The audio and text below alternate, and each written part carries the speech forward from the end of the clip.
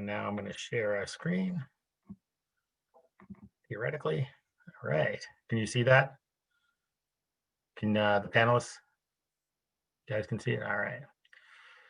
So.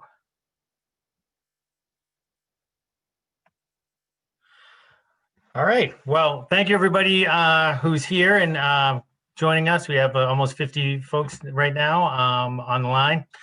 This is our 11th grade college and planning night, part one. We're going to do two parts. This tonight was going to be about the college search and career exploration process. So what we have available to you in terms of the different platforms that you can use, and give you some advice around how to start that college planning process. And then in the spring, we'll announce probably a little bit later on probably later after the holidays, we'll announce the part two. We typically do that somewhere around the end of February, beginning of March. And that'll, be more about, well, actually, no, that would be a little later than that, actually. And that will be the actual process for applying. We'll go over all of the different aspects of the application process, what you need to do, what is expected of the students, what we're going to be doing with them. So we'll cover all of that on part two. This is really about making sure you're getting out there, seeing the colleges the best you can. We'll talk a little bit how that's going to be different now in COVID times, but and then just sort of the idea of maybe ways to explore careers or majors that the students might be interested in. So that being said, I'm Vinny Searcy. I'm the Director of Pupil Personnel Services here in the district and help to oversee counseling services and the guidance department. We have with us Ms. Prue, Jennifer Prue. She's a school guidance counselor for last names A to F. She also works with students that are in our GRIT program. And this year she is working with anybody that's in the Distance Learning Academy. So our Parent Choice Remote is another way of putting that. Miss Allison Warren is here as well, and she's the counselors for the last name G to M. And then Miss Kate Nesbitt is our counselor for last names S to Z, students that are in the STEP program or the DHH program. And then Melissa Thompson is another important name you should know. She's our guidance administrative assistant and kind of keeps the ship afloat. She does a lot with making sure things are uploaded to Naviance, our platform that we'll talk to you about. She also oversees, make sure that everybody has their community service hours in those kinds of requirements. And then Kendall Jester she is our school to career specialist. She works with us through a program through, Attleboro Special Career Specialists. And she provides some supports around job searches, career exploration, resumes. In normal times, we have folks come in. She has folks come in and do like a career fair, those kinds of things as well. So she's part of our team as well.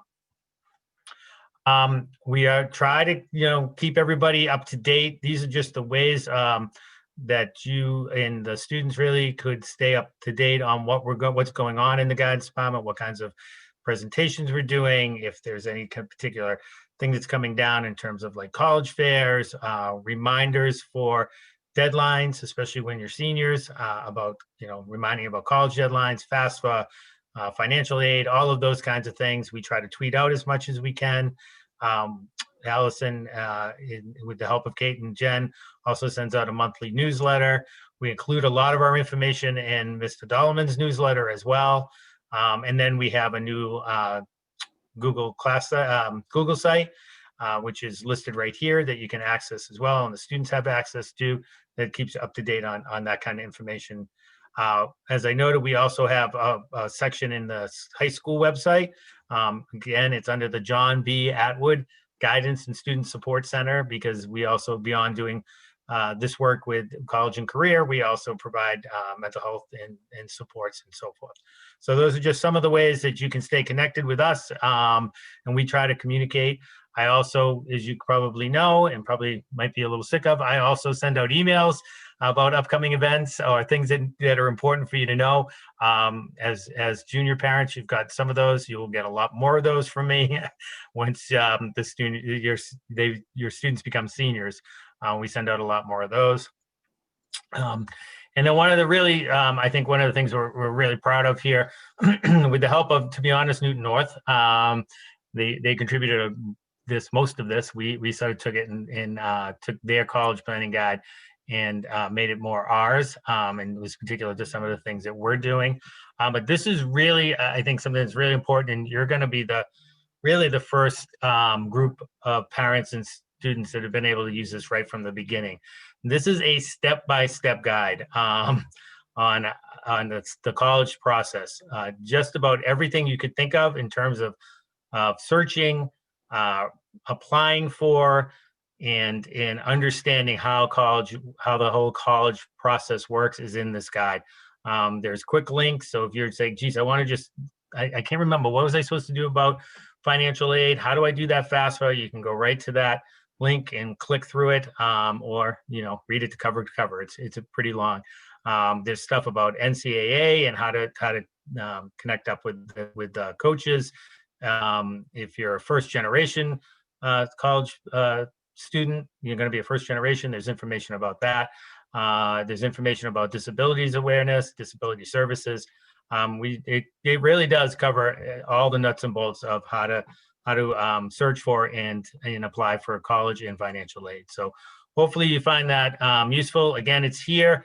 It's also, again, on our website at the high school level. So those are all the ways that we are trying to keep you connected.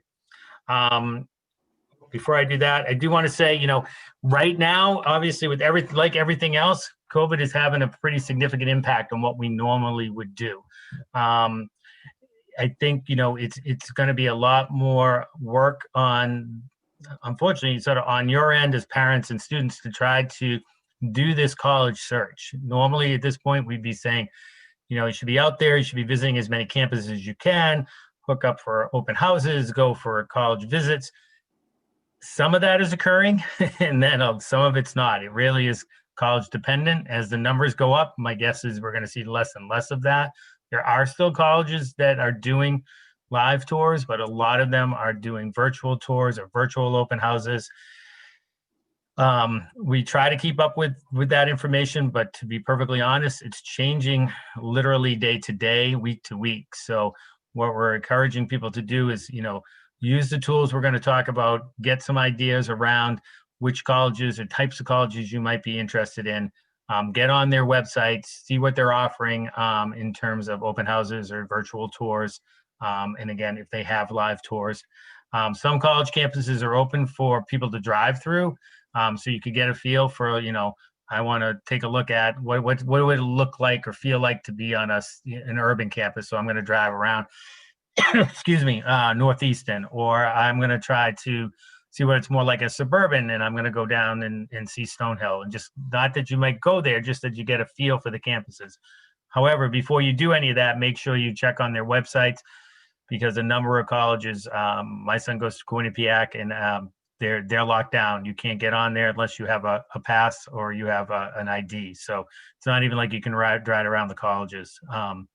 So again, before you do some of that, make sure you check out the websites, get as much information as you can from each of the colleges you're interested in. And like I said, we're going to walk you through sort of the platforms that we use, ideas around how to search, what colleges are looking for, what you should be looking for as you move forward. I think one of the things, the good part of COVID right now is colleges need students. There's more colleges and there's more openings right now than there are students. So, consider yourself, it's not just about them accepting you, but you really should go in with the mindset of, do I want them and what can they have to offer me? And so, make sure you think of it that way as well. So, and if you think of it that way, I think it eases some of the anxiety. This is a good time to be applying to colleges. There's a lot of differences. There's a lot of ways that they're trying to entice students to come in. Many of the colleges are now, at least for this year, going to be test optional. And from what I'm hearing, many of them will remain test optional, at least for a few years. So again, it's a little bit different times. There's pros and cons to what we're experiencing right now. That being said, I'm going to move on. And I think, Ms. Warren, you're taking the next part, correct? Yep. So I'm just going to do a quick little overview of Naviance for those of you that are not familiar with it. So all juniors have been set up with a Naviance account. So it is a resource that students can use to research colleges, like Mr. Searcy said, based on different criteria. We also use this program to, as part of the application process. So we use it to send transcripts, school reports, and letters of recommendation. So it's really important, although right now it's a tool that you can use that can help you. Going forward, you're going to have to use it. So you're better off getting familiar with it now and getting the full experience because, next year it's part of the process. You can go to the next slide. Perfect. So getting set up. So like I said, most juniors already have an account. If for whatever reason you don't, if you're new to the district or something happens, you can always email your guidance counselor or you can email Ms. Thompson, our guidance secretary, and she'd be happy to get you the information for logging in. This was also, we gave juniors a heads up on the beginning of November, and we've also been going into LLBs this week, and we might have to continue in the days following just because we didn't have time to hit every LLB, just to make sure juniors know how to log in and how to access some of the tools that we're going to talk about tonight. Can I interrupt for just one second? Yep. I'm sorry. Ms. Prue, how are we handling things with our DLI students in terms of this? I actually already met with them this past Monday. So last week I had sent out an email and an invite to a virtual Google Meet. And I went over basically the PowerPoint we're going over tonight and show them some additional videos and that sort of thing. Not everybody attended. And so I also sent out another email. I can do one-on-one Google Meets with students as well to help walk them through. So if they miss Monday, I'm available, like I said, to set up an individual Google Meet to go through everything. Great, thank you. So this is just an example of what the homepage looks like from the student view.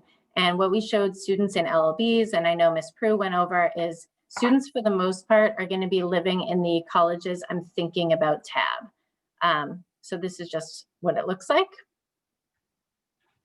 And what we showed students, and the part that we find most useful is really a few of the tools that are listed here on the left-hand side: the Supermatch, the Advanced College Search, and there's also the College Lookup. This is just a screenshot, so it's not an active page, but if you were on your account and you scrolled down, there's a ton more options there. So this is just an example. We didn't want to overwhelm you with too many things at once, but definitely take some time to play around with it because there are a lot of different tools. There's scattergrams, different points of information. So the part that we really focus on, or the part that I use in most cases with students that kind of don't know where to begin, is the Supermatch. Vinny, I think you can go to the next slide. Oh, sorry. No, that's okay. So the Supermatch, what we like about it is it gives a whole different categories that you can input to help generate a list of schools to start to think about. So as you can see here, it says choose fit criteria. So it's starting with location. Do you want to stay in New England? Do you want to stay in Massachusetts? Are you looking on the West Coast? So you can input specific information. You can input majors. Do you see yourself on a large campus, small campus, different aspects? And what it does is if you scroll down on your account, it's starting to generate a list of schools. So juniors' GPAs will be updated in January when the semester changes. So at that time, you'll have a better idea of how to compare yourself to some of these schools. And it's listed right on the page, the average GPA for a school and where you fit. Just keep in mind too that this is just a tool. So, schools there's a wide category of things that schools will look at in order to see who they want to take in for applicants, but it's the GPA and things like that is just a starting off point. So don't get too hung up on that, but definitely use it as a ballpark. So that's, we also shared a video with students in their email of how to use the Supermatch tool. We won't show that tonight just because we don't want to take up too much of your time, but we're going to share this presentation so you can always go back and look at it later. All right. One thing I would say too about some of the scattergrams, I think especially this year, those scattergrams are kind of based on, you'll see like SATs, GPA, those kinds of things. Again, given that that's sort of historical, given the situation we've been in for our seniors last year, and then the seniors this year that are applying, things are a little different. Those scattergrams will give you an idea, but I'm not sure as they're as reliable maybe as they have been in the past, given some of that information. The other big thing to consider is this year, especially, the colleges don't have foreign students coming in, and for some, especially the top tiers colleges, that's a good part of their typical group of students they admit, and so they're trying to make that up this year. So there are students that are probably getting admitted now from our area that might not have been admitted to certain colleges, just because, sort of everybody moves up one, I guess is a nice way of putting it.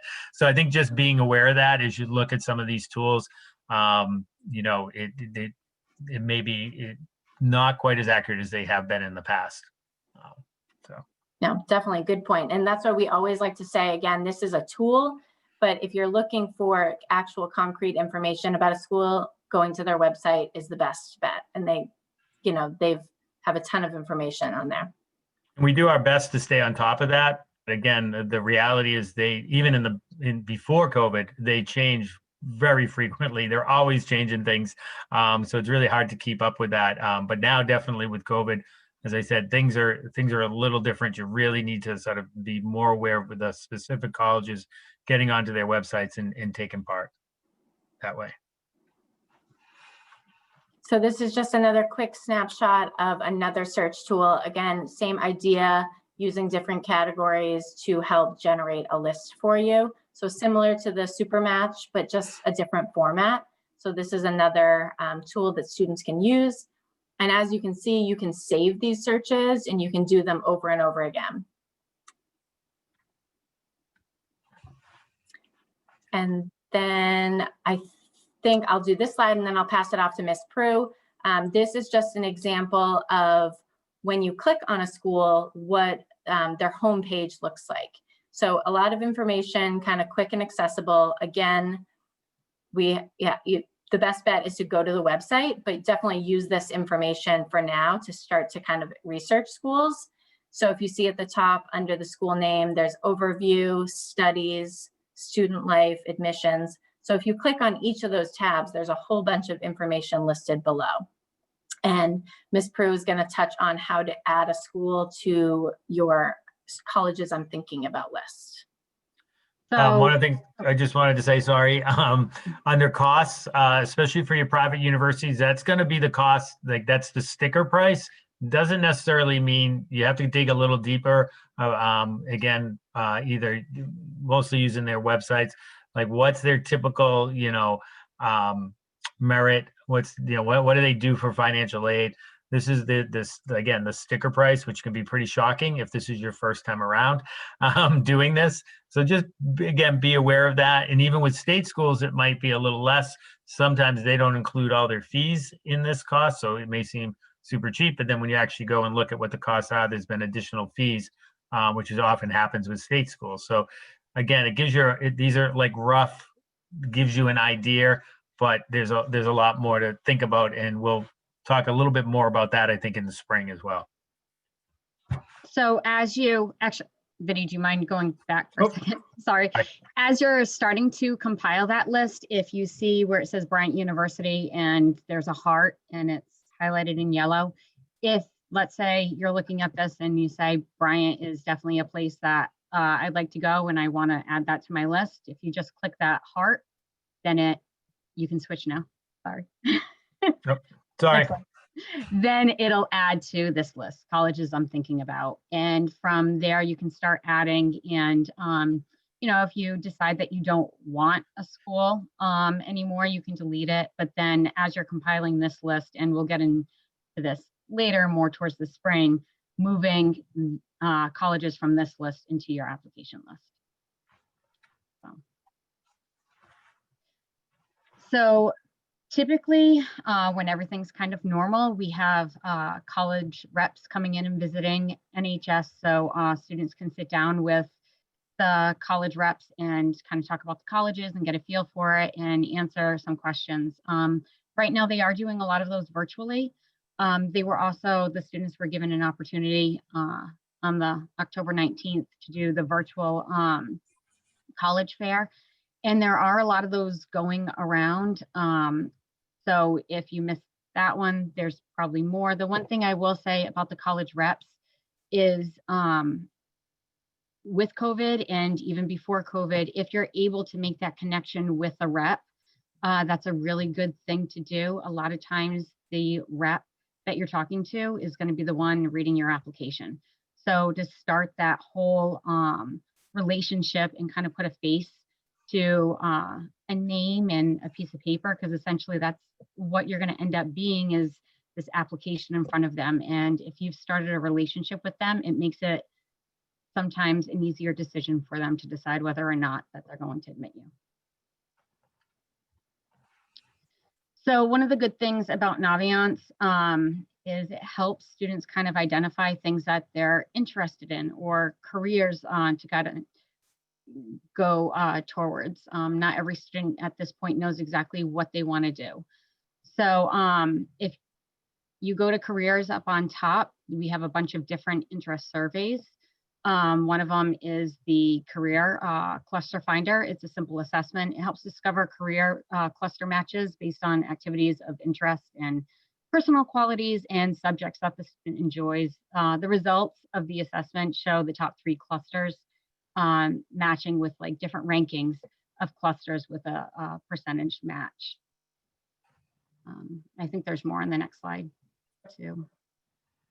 So again, this will give you the different types of careers and clusters that you're matched up with and different pathways that you can take. And so the career cluster finder was the one that I was just describing. There's also the career interest profiler, which is another online career interest assessment, and it gives results of the student's strongest field of interest with matching careers and career clusters as well. And then I think there's one more, the do what you are. So it usually takes about 20 minutes. It uses personality types to suggest different careers and clusters that are a good match, and provides students with basically a 4-part personality type. And the results page gives detailed information about the personality type that the student is attached to and potential careers and majors for the student. So again, if you really don't know what schools to look at because you don't know what you're interested in, any of these types of assessments they're quick, they're easy, and they give you some sort of direction to go into potential careers or college majors. And then you can go back and look at your college searches and then redefine what that search was based on majors or areas of strength. So or using the super match, like if you figure out a major that you like, you can always go in with the super match and filter it that way as well. I think Ms. Nesbitt's up. So I'll be covering Ms. Jester's slides to start with. So she's the school to career specialist. As Ms. Prue was talking about with choosing a major that also aligns with the career path, she would be an awesome resource for you to utilize. She can set you up with a job shadow or an informational interview. So say you're interested in going into nursing, she would find somebody in that related field and link you two together. So you could discuss how that person made it into that career. What were the hurdles? What were their successes? What they enjoy about it, to see if it's something that you really would be interested in. So exploring all those opportunities. She also does a lot of guest speakers, which could also align with one of your career interests. And then she also can do more personalized career counseling for your either part-time jobs as a high school student or professional career in the future. And if you're not sure, not everybody's path is college. Some people are like, "Ooh, do I go to college? Do I decide, maybe I want to go into the military, or maybe I want to do, a union electrician, like those kinds of services." She can help you explore those different options. Again, we recognize that, many parents and that really feel strongly about students going to college, but again, that's not everybody's path. So it's definitely something that she can help out with as well. In addition to that, she also can help you with your resume, writing a cover letter, actually filling out job applications, doing mock interviews so you can be prepared for when you do go on one for a part-time job, and then also helping you with internships. So that could be an independent internship or also through our internship class through Norton High, which is open to juniors and seniors. So taking the SAT or ACT, I know a lot of students are worried about this because so many of the testing centers have closed or postponed when they were holding the exam. So definitely don't hesitate to sign up for these. The earlier you do it, the better the chance you have between now and applying as a senior to actually get a set score.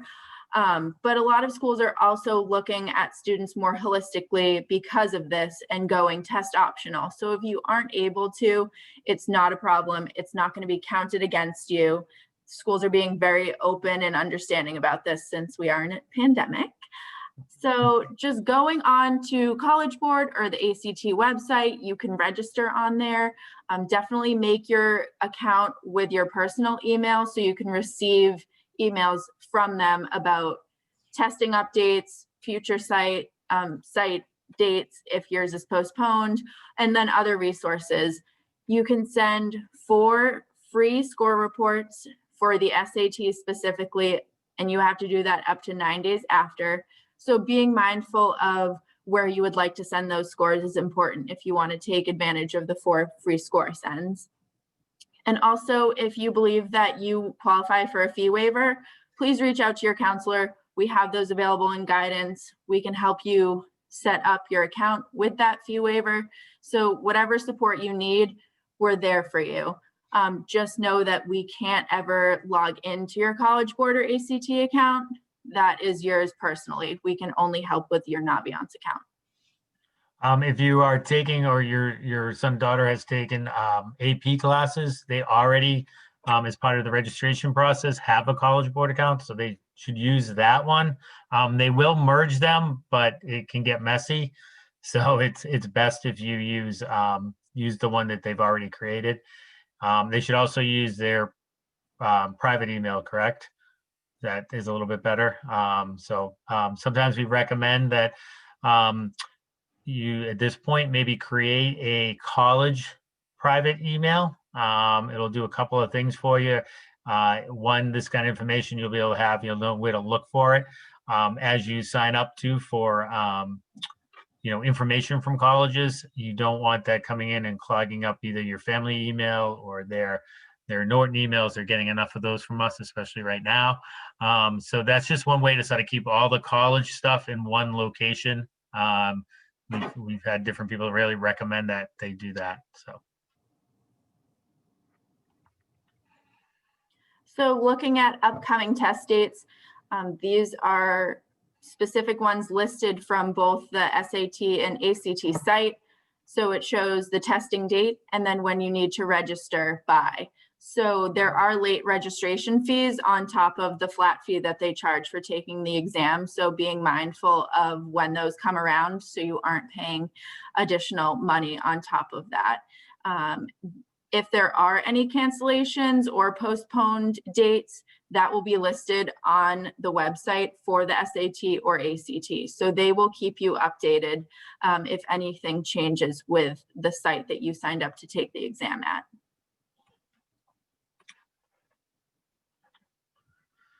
So these are resources for you to use after the presentation. So it's just showing you how Naviance is linked with Kaplan, which is a test prep agency, and then College Board is also associated with that.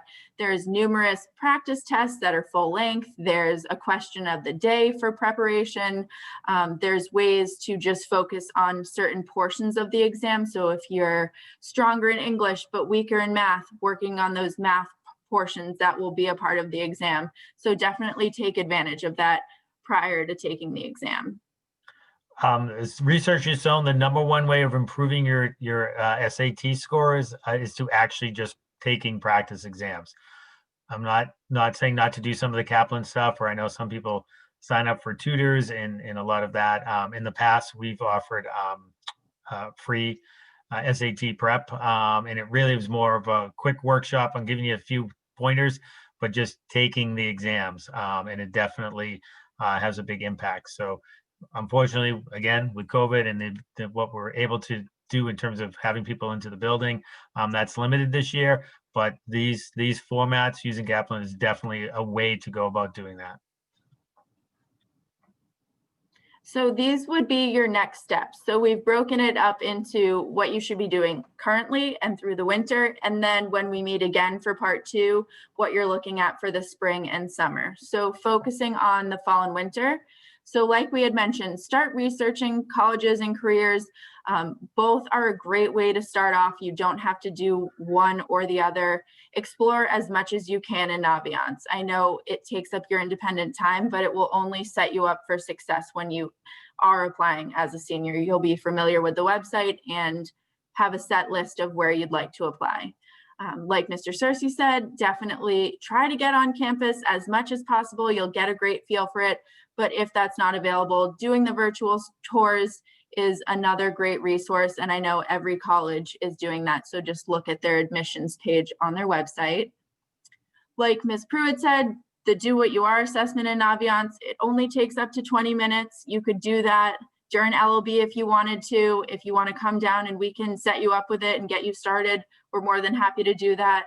It will help guide you in the direction to start looking at certain careers that would pique your interest, and then the colleges that would align with that career as a major. And then thinking about when you want to take the SAT or ACT and keeping in mind how the tests are being canceled and postponed due to the coronavirus.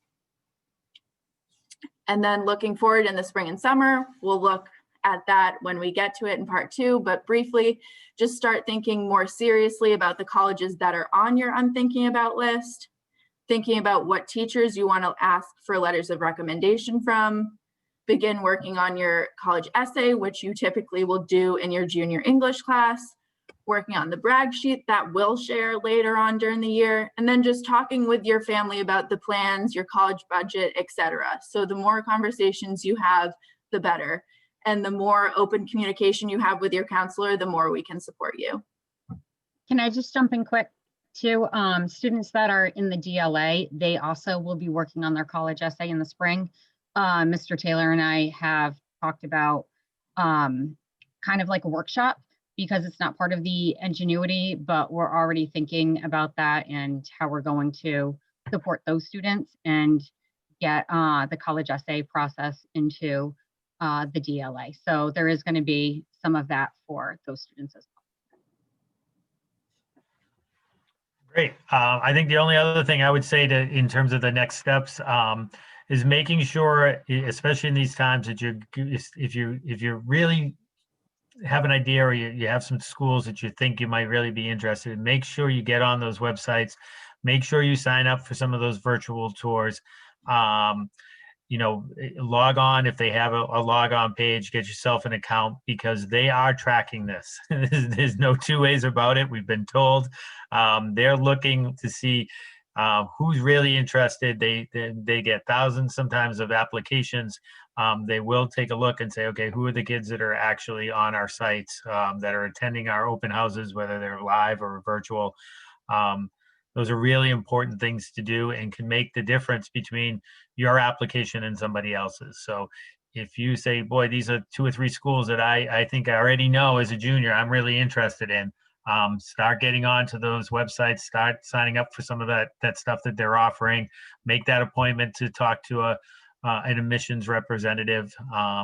If it's a place, we'll talk a little bit more in the application in the spring where we talk about the applications, but thinking about once you do that, of doing some interviews, if they're allowing interviews, not all schools do that.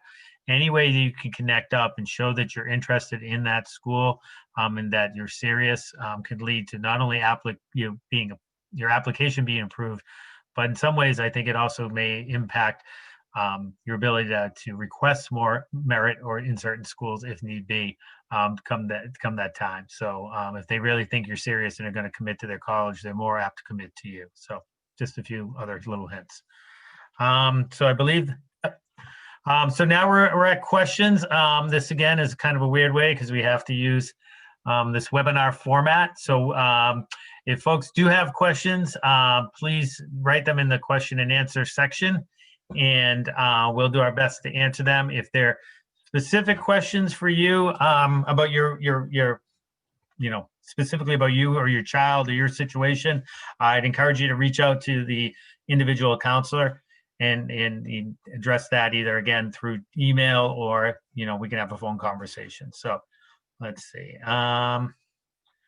Yes, will these slides be shared? Yes, we will put them out. Like I said, it will be actually the presentation will be sent out. And I believe this one, we are going to send this out to the students as well.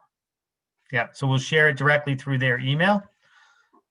And Yes, let's I see. can put it in the newsletter too. That's going to go fantastic. out later this week. Great. So those are three ways actually you can get the presentation. What is the difference between the SAT and the ACT? Good question. They're in some ways, they cover basically the same types of questions, the same types of knowledge. But there are some students who do better just in the way that the questions are formatted, the way they're asked. Most people take the SAT, but I strongly, as these folks have known from personal experience, I strongly recommend if you did not get the scores that you thought, and again, this is weird times because you may not get as many chances, but geez, that SAT just, it's not working for me. I think I could do better. I would encourage you to take the risk on I think $100 on the ACT and take the ACT because many students just do better, or some students do better. My personal story is my son did much better on the ACT, and it bumped him up from one level of merit to another, which essentially saved us about, I think, 20 grand over the 4 years. So it was well worth the $100 risk. So, it really is just how the questions are formulated, but they're essentially covering the same material. Let's see. Does Norton offer an SAT prep class? We have been in normal circumstances. We do, but again, we're not. We're very limited right now in what we can offer. The person that did it, honestly, is a volunteer and does that for us. And this year, I think, is hesitant to expose himself, unfortunately, to the virus. So this year we are not. That's why we showed you the Kaplan, and that's probably the best way right now to go and get the prep. And let's see, think any other questions? Like I said, hopefully this, whoop, wait a minute, maybe we got another one. All right. Not seeing any other questions. We appreciate folks coming out. Hopefully this was helpful.